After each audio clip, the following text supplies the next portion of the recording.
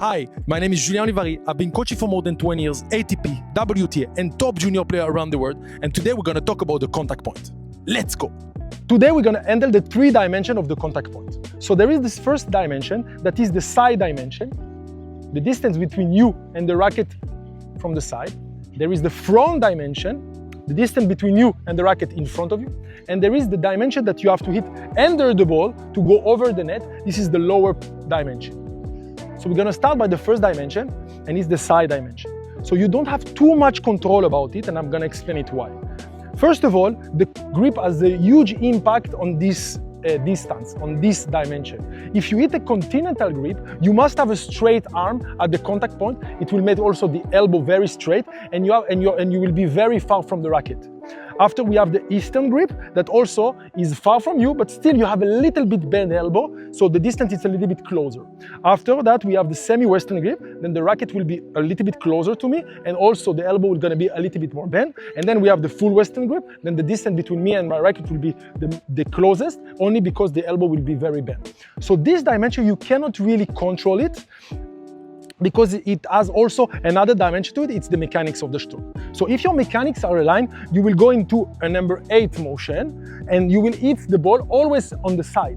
But if your mechanics are not aligned, then you will see that the swing pass will go a little bit far. So sometimes you will hit the ball far, sometimes close, and you will always try to find this dimension because you cannot really control it.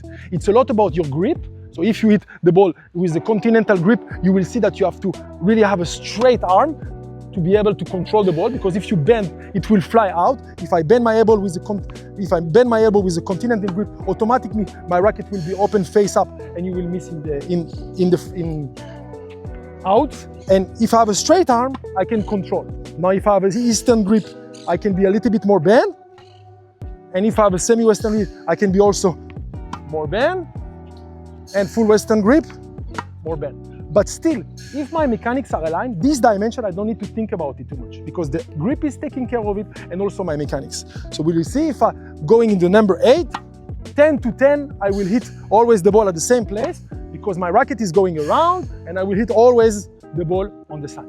So this is this dimension. So don't pay attention too much to this dimension, and don't try to correct it too much because you can adjust this with your footwork, but still to hit from the side, you will start turning yourself back to the court and hit this way. So don't focus, try more to focus on aligning your mechanics and find the right grip for you instead of trying to fix this dimension. Now I'm going to speak about the second dimension that is in front of the body. Now let's talk about the front dimension. So it's very important to understand. You must hit the ball in front of your body. Why? If you don't want to miss long, you must hit the racket in front. Why? Because with the time that the racket is traveling, in the beginning the racket is really open. And when you start hitting in front of you, the angle of the racket starts to incline down this way. And then it will close the ball to put the ball in the court. So it's very important to understand that you have to hit the ball always in front of your body. If you depend also on your grip. So don't think about extending your arm because it's not going to help. Because if you have a high grip, Eastern or semi-Western, you can have almost a straight arm. But if you have a full Western grip, it's impossible. And if you have a continental grip, you have to be very extended. So don't think about it too much. Just think about that you have to pass the arm and the racket in front of the body. So what is the most important thing is you have to understand that you must pass the left shoulder. So the racket has to travel until it passes the left shoulder. From the left shoulder and there, it's fine. This is in front of the body. Don't try to imagine some spot that is there is a specific spot. It's just passing the racket in front of your body so it can go and continuing. This way you will not miss out. So as you see, if I'm catching right now, let's say a semi-Western grip, I hit the ball in front and I see my shoulder, my racket passed my shoulder and I cannot miss long. This way I cannot miss long. I can miss in the net only if I'm too much exaggerating, but don't pay attention to it because when you play with somebody, it's really difficult to exaggerate. If you toss the ball to yourself, you can exaggerate, but if somebody is playing with you, then it will be very difficult to exaggerate. So don't think about too much or too less.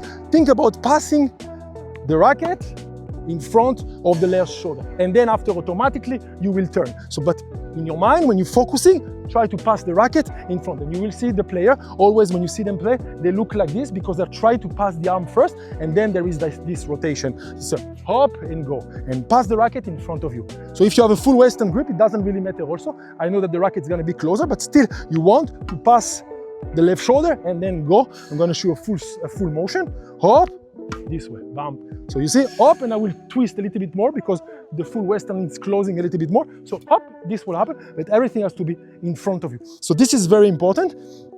And then when you hit the ball in front of you, you cannot miss out. It's like hop, hop, and the racket is always passing. And now the last dimension, the dimension of hitting the ball at the bottom. This will fix the contact point. So when you hit the ball in front of the body, you can't miss out. And if you hit the bottom of the ball, you can't miss in the net. The combination of both is the contact point. When you're able to hit the ball under the ball and in front of your body, then you have a perfect contact point and you can't miss, not in the net and out. So this is very important to think about it, especially under pressure.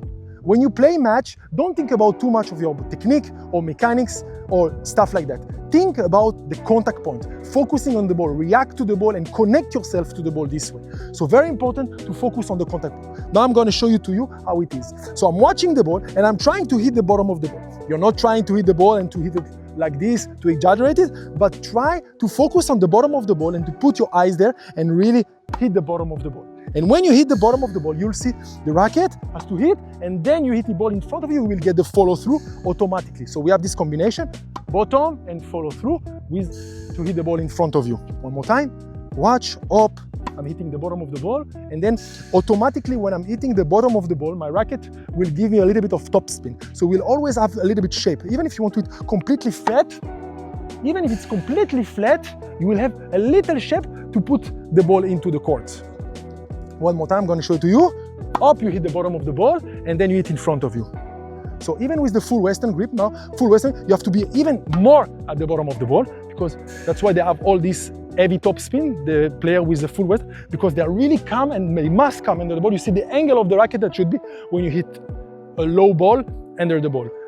Of course, when they have full Western, they can attack easier, so they can attack more flat at the high ball with the Western grip. But when they want to hit a normal ball, a rally ball, then you will have really to come under the ball to pass the racket. If not, the racket can't pass and they will hit the ball this way. You see them and missing a lot in the net because they don't know how to come and hit the bottom of the ball and in front of you.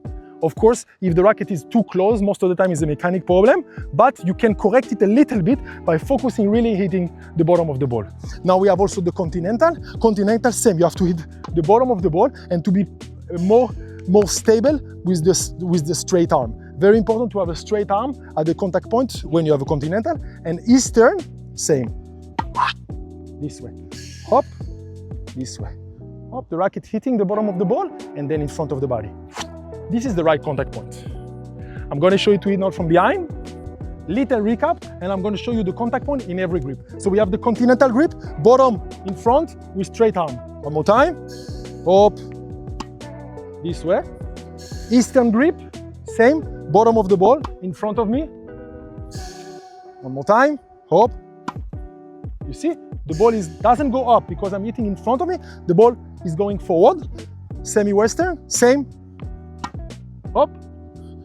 I didn't catch the bottom of the ball and I felt my racket close already. So now focusing at the bottom. Oh, and now I felt it really well. I don't know if you see it. I make a slow motion for this one. And the full Western grip at the bottom of the ball. Hope you enjoyed the video, and now the contact point is very clear to you. Pay attention to your grip to really understand where is your contact point. Focus on your mechanics to fix the first dimension. And if you need any help, you can find me on school or on Instagram. See you in the next video. Let's go.